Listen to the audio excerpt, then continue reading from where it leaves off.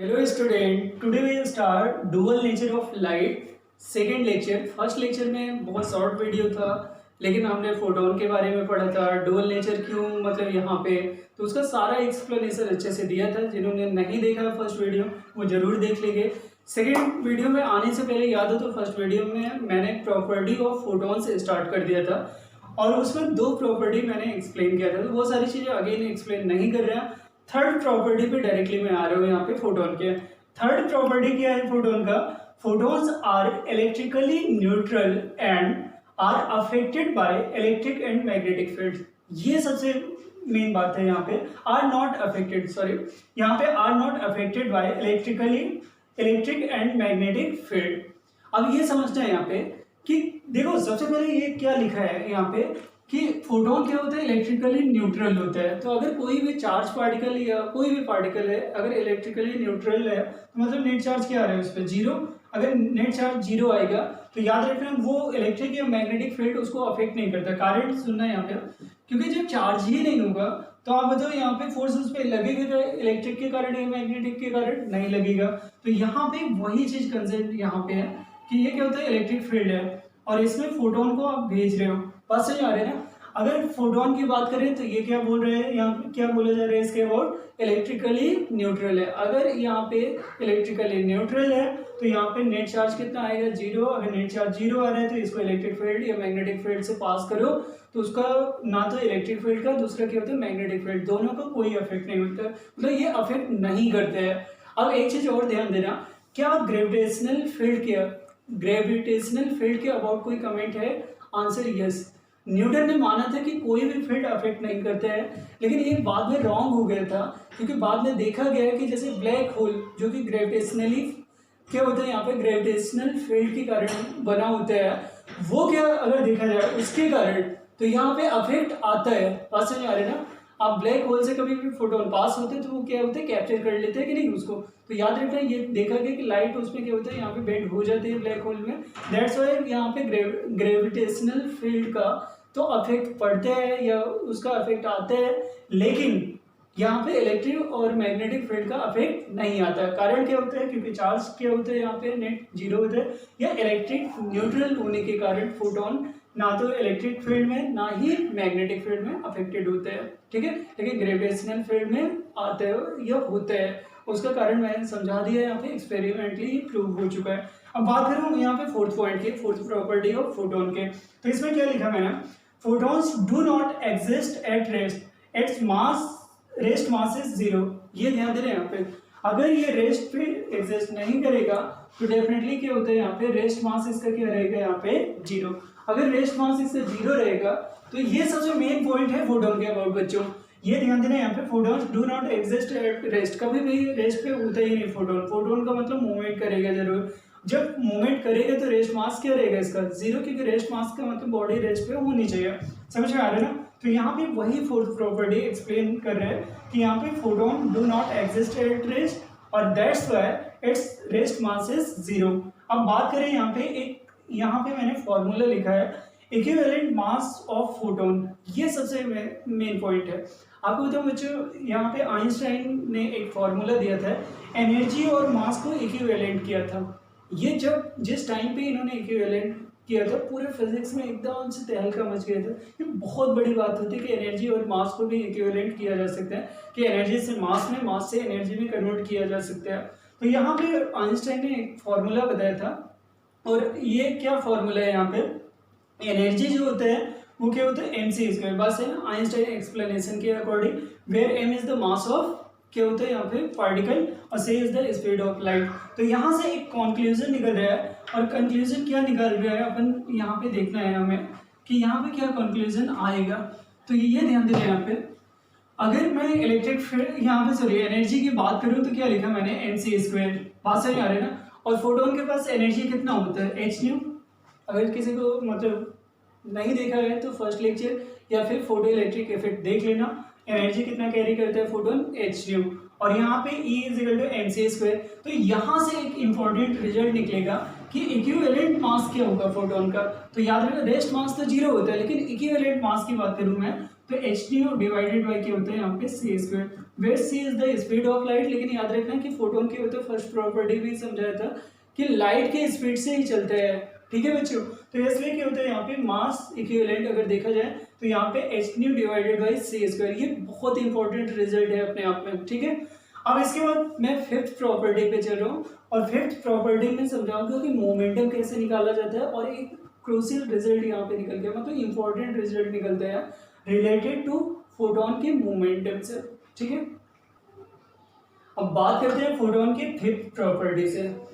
Photon की fifth property ये बोलते हैं कि यहाँ पे यह एक्सप्लेन करते हैं कि यहाँ पे फोटॉन्स हैव मोमेंटम, मतलब अगर फोटोन की बात करें तो देखो इक्विवेलेंट मास भी है और मूव भी करते हैं तो वेलोसिटी भी रहेगा, तो क्या यहाँ पे मोमेंटम आना चाहिए कि नहीं। मोमेंटम में वैल्यू क्या आता है, ये सबसे इंपॉर्टेंट पॉइंट है। तो याद रखना है क्योंकि मोमेंटम का फॉर्मूला होता है m इंटू बी, क्योंकि क्या होता है वेलोसिटी अगर मोमेंटम यहाँ पे फोटोन का देखा जाए तो यहाँ पे क्या हो जाएगा, यहाँ पे वेलोसिटी या स्पीड ऑफ मोमेंटम यहाँ पे इसका फोटोन का स्पीड ऑफ लाइट के बराबर होता है। दैट्स वाई यहाँ पे मोमेंटम का फॉर्मूला क्या हो जाएगा, m इंटू मास ऑफ यहाँ पे फोटोन, मतलब मास ऑफ फोटोन इंटू क्या होता है यहाँ पे स्पीड ऑफ क्या हो जाएगा यहाँ पे फोटोन, और स्पीड ऑफ फोटोन अगर देखा जाए तो लाइट के क्या होगा यहाँ पे स्पीड के बराबर होगा। अब ये चीज ध्यान दे रहे हैं यहाँ पे P is equal to NCR है और मास का अभी वैल्यू निकाला था हमने, मास का वैल्यू कितना निकाला था h न्यू डिवाइडेड बाई क्या होता है यहाँ पे c स्क्वायर, ये वैल्यू यहाँ पे रख सकते हो, तो रखोगे तो यहाँ पे h न्यू डिवाइडेड बाई क्या होता है यहाँ पे c स्क्वायर इंटू क्या होगा c से क्या होगा यहाँ पे कैंसिल, तो p is equal to h nu divided by क्या होता है यहाँ पे c।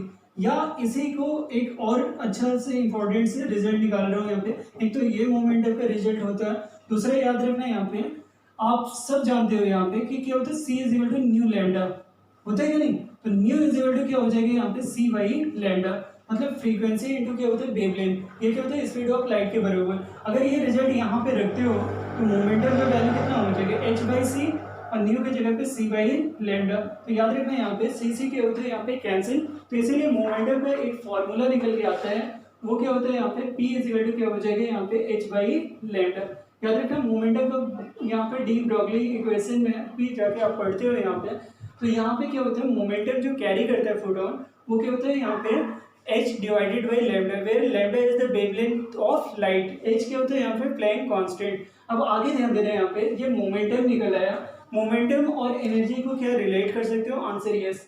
एनर्जी क्या होता है यहाँ पे, तो एनर्जी याद रखना यहाँ पे h न्यू होता है। अब ये ध्यान देना है यहाँ पे p is equal to you know that p is equal to क्या होता है यहाँ पे h न्यू डिवाइडेड बाई क्या होता है यहाँ पे c।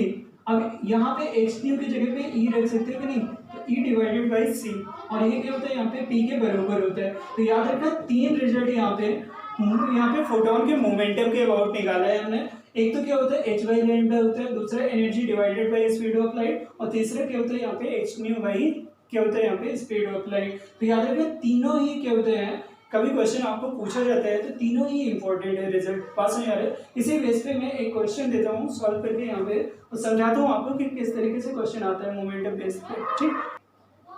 देखिए यहाँ पे इस पे मोमेंटम पे बेस एक क्वेश्चन है, और radiation of energy if falls normally on a perfectly reflecting surface find the change in momentum. बहुत इंपॉर्टेंट क्वेश्चन, मतलब इंपॉर्टेंट क्वेश्चन क्या है, थॉरली क्वेश्चन ऐसे ही आते हैं, लेकिन ये समझना बच्चों इसमें बहुत सारे आपको मतलब कॉन्सेप्ट भी एक तरीके से सीखोगे, और साथ साथ कि यहाँ पे मोमेंटम और एनर्जी से रिलेटेड किस तरीके से क्वेश्चन आ सकते हैं। याद रखना मेंस में IIT मेंस पे बहुत सारे मतलब क्वेश्चन इससे रिलेटेड रहते हैं, मॉडर्न फिजिक्स के फोटो इलेक्ट्रिक इफेक्ट, या फिर दूसरा टॉपिक क्या होता है यहाँ पे डुअल नेचर ऑफ लाइट। इसी तरीके से नेट के भी क्वेश्चन आते हैं, एकदम आसान से क्वेश्चन होते हैं, अगर कॉन्सेप्ट अच्छे से रटा है आपको या कॉन्सेप्ट मालूम है तो क्वेश्चन को इजीली सॉल्व कर पाओगे। तो याद रखना ये क्वेश्चन क्या बोल रहा है, और रेडिएशन ऑफ एनर्जी कहने का होता है एक radiation of energy, radiation of energy का मतलब होता है लाइट। याद रखना यहाँ पे इंसिडेंट फॉल्स, और जिसका एनर्जी का वैल्यू कितना दे रखा है E, और बोल रहा है कि falls normally on a perfectly reflecting surface.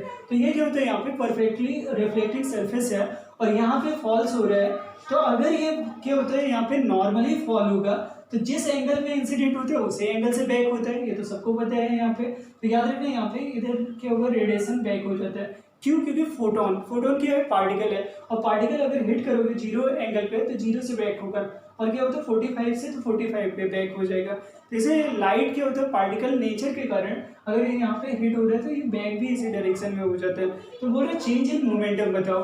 अब एनर्जी ई पता है, चेंज इन मोमेंटम का मतलब क्या होता है यहाँ पे फाइनल मोमेंटम माइनस क्या होता है यहाँ पे इनिशियल मोमेंटम। अब ये बताओ यहाँ पे फाइनल मोमेंटम क्या होगा, तो यहाँ पे आप ध्यान देना ई डिवाइडेड बाई सी, क्योंकि एनर्जी ये पता है स्पीड ऑफ लाइट पता है और कोई डेटा तो दे नहीं रखा है। माइनस और माइनस क्या होता है यहाँ पे ई डिवाइडेड बाई सी। अब ये समझते हैं यहाँ पे अगर मैं इधर के मोमेंटम को पॉजिटिव लेता हूँ तो डेफिनेटली इधर का मोमेंटम क्या लेना होगा मैं नेगेटिव, क्योंकि momentum is the vector quantity. तो यहाँ पे डायरेक्शन मैटर करता है, डायरेक्शन अगर अपोजिट रहेगा मतलब चेंज करोगे डायरेक्शन तो साइन भी चेंज हो जाता है।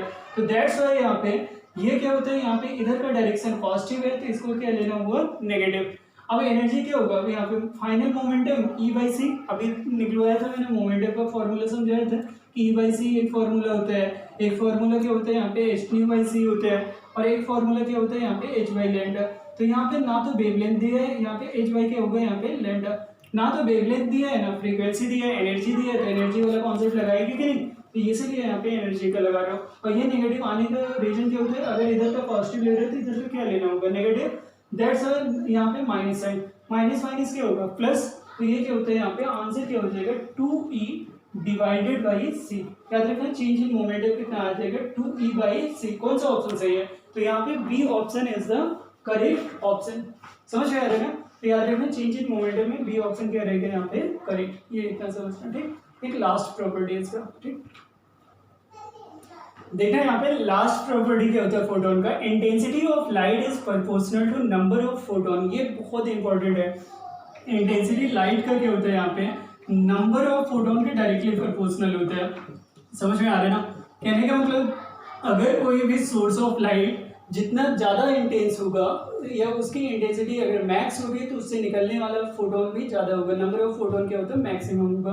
तो यहाँ पे intensity is directly proportional to number of photon. तो याद रखना यहाँ पे अगर यहाँ पे दो मैं एग्जांपल दे रहा हूँ, एक तो फोटोन ट्रेवल कर रहे हैं यहाँ पे और ये क्या होता है यहाँ पे देखा जाए एक डायग्राम के अकॉर्डिंग, दूसरे डायग्राम के अकॉर्डिंग यहाँ पे इस तरीके से फोटोन गिवन है।